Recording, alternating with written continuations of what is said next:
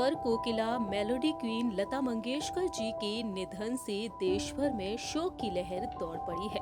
लता मंगेशकर जी के निधन से हर तरफ शोक का माहौल देखने को मिल रहा है। जहां एक तरफ राष्ट्रपति, प्रधानमंत्री, नेता, राजनेताओं ने उन्हें श्रद्धांजलि दी, वहीं दूसरी ही तरफ फिल्म इंडस्ट्री के सितारे भी अपने दुख को व्यक्त करते हुए नजर आ रहे हैं। 6 फरवरी की सुबह मुंबई के ब्रीच कैंडी हॉस्पिटल में लता मंगेशकर जी ने अंतिम सांसें ली।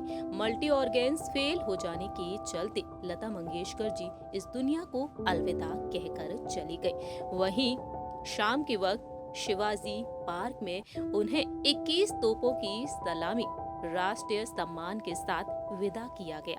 लता मंगेशकर जी हमेशा हमेशा के लिए हमसे दूर जा चुकी हैं और उनकी गुजर जाने के बाद अब कई राज भी खुल रहे हैं। मुंबई के ब्रीच कैंडी हॉस्पिटल में उन्हें 8 जनवरी की सुबह एडमिट कराया गया था। कोविड-19 पॉजिटिव पाए जाने के बाद वह हॉस्पिटल में एडमिट की गई थी। जांच के दौरान पता चला कि लता मंगेशकर जी निमोनिया से भी पीड़ित हैं। 29 दिनों तक वह हॉस्पिटल में जिंदगी से जंग लड़ती रहीं और आखिर में वह उस जंग को हार गई। डॉक्टर प्रतीत समदानी और उनकी स्पेशल डॉक्टर्स की टीम उनका इलाज कर रही थी। कड़ी निगरानी में थी लता मंगेशकर जी। लाख कोशिशें की डॉक्टर्स ने, लेकिन वह उन्हें बचा नहीं पाई। मल्टी ऑर्गेन्स फेल हो जाने के चलते लता दीदी इस दुनिया को छोड़कर चली गई। उनके गुजर जाने के बाद अब डॉक्टर प्रतीश तमदानी ने खुलासा किया है। अंतिम समय में लता मंगेशकर जी किस तरह से उनसे बातें की, आखिरी वक्त में उन्होंने लता मंगेशकर जी से क्या बातें की, लता मंगेशकर जी डॉक्टर से क्या बातें की थी। आखिरकार ये बात हर कोई जानना चाहता है। बता दें आपको, डॉक्टर प्रतीश तमदानी बीते 3 साल से लता मंगेशकर जी का इलाज कर रहे थे। जब भी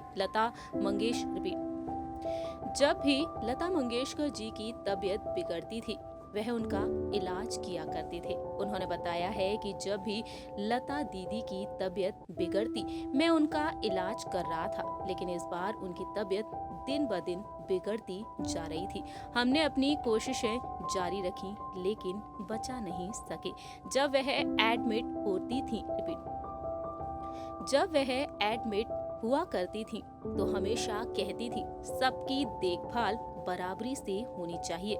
साथ ही उनको जो भी ट्रीटमेंट दिया जाता था उसके लिए तैयार रहा करती थी, कभी भी मना नहीं किया करती थी।